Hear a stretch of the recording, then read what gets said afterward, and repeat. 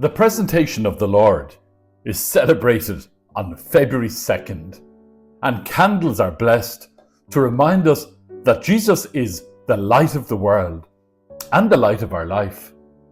This last week in Ireland, a huge number of families were left without electricity, power, telephone access, heat and security.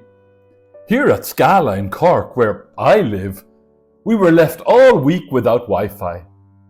Our house is a high-tech house, and so our radio is via Alexa, our computers via Wi-Fi, our television via the internet. Storm damage raged havoc all week. Micheál Martin, our Taoiseach, felt the wrath of Roscommon people, hurt by the rough edges of the storm. Politicians stirred further storm clouds, alleging that the government delayed in asking for generators from the European Union. In short, this last week propelled us back to an age where candles illuminated the darkness. In this weekend's gospel passage, two elderly people, Simeon and Anna, await in the temple the fulfillment of the promise that God made to his people, the coming of the Messiah. Yet theirs is no passive expectation, it is full of movement. Let us look at what Simeon does. First, he is moved by the Spirit. Then, he sees salvation in the child Jesus, and finally, he takes him into his arms. All week, I considered the three actions taken by Simeon, and I found myself repeating three questions. First, what moves us? Second, what do our eyes see? And third, what do we take into our arms? On Wednesday, I read about British environmentalist and BBC presenter Chris Packham, who in a recent interview shared about his battling spirit to save the planet, standing up to his enemies, and how his autism shaped his life. Those involved in fox hunting, game shooting, badger culling, industrial farming, and meat production have felt Packham's hot breath on their necks in public. Chris says, "I've been bullied all my life, enduring an awkward time as a youth with a then undiagnosed form of autism that left him isolated and angry at the world and himself. Yet it also gave him hyperfocus," he says. Today, he can confidently say, "I'm much more resilient now. I hated myself when I was younger." I'm still not a Chris Packham fan, but I am a bit kinder to myself nowadays.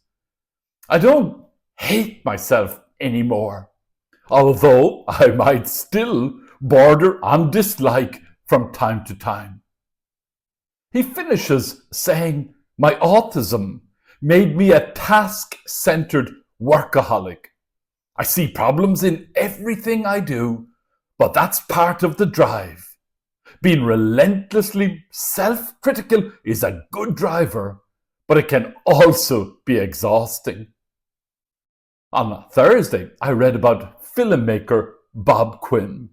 His son Toner, speaking about his dad, noted that Bob seemed to attract both curiosity and regard. The man who made Puccin, who heard a connection between Connemara, Sean-Nós and African music, and who spoke his mind, refused to fit in and made things difficult. Toner shared with us that Bob Quinn's, his dad's philosophy of life, is drawn from Italian Marxist Antoine Gramsci, who argued for pessimism of the intellect, optimism of the will, which apparently means that while ultimately doing anything about anything may be futile, you have to be doing something. This last week, I was moved by those hurting from the storm, the plight of those killed in the air in Washington, and by the stories and spirit of both Chris and Bob. Simeon in Luke's Gospel, moved by the Spirit, sees and recognizes Christ. And he prays, saying, "My eyes have seen your salvation." This is the great miracle of faith. It opens eyes, transforms gazes, changes perspectives. As we know from Jesus' many encounters in the Gospel, faith is born of the compassionate gaze with which God looks upon us, softening the hardness of our hearts, healing our wounds, and giving us new eyes to look at ourselves and our world. Simeon took Jesus into his arms. It is a touching scene, full of meaning and unique in the Gospels. Today, we are asked to take a candle in our arms. We are asked to see Jesus in the vulnerability of those around us. We are asked to gaze with the eyes of faith. When Simeon took Jesus into his arms, he spoke words of blessing, praise, and wonder. For those who bring us the light, those who are the frontline workers, those who care for our common home, those who won't be silenced, we give praise and thanks. Amen.